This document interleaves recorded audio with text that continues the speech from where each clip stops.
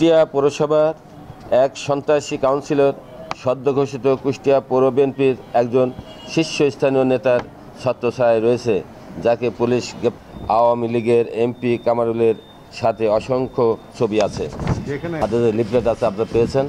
আমি লিফলেট এখানে লিখিত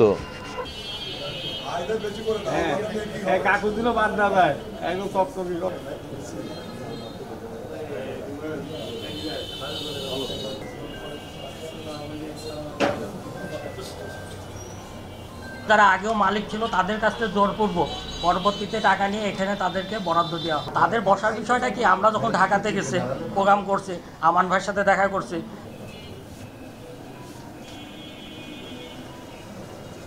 আমরা কুষ্টিয়ার ত্যাগী পরীক্ষিত নেতাকর্মীরা ঐক্যবদ্ধভাবে এই জেলায় ওই 31 সদস্য বিশিষ্ট কমিটিতে কোনো পরীক্ষিত নেতাকর্মীকে স্থান দেওয়া হয়নি।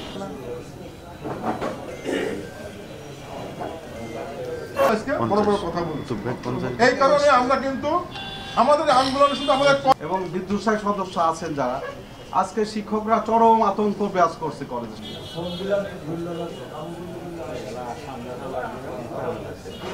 নামধারী একটি সংগঠন থেকে তারা কিন্তু এখানে আসছে, যে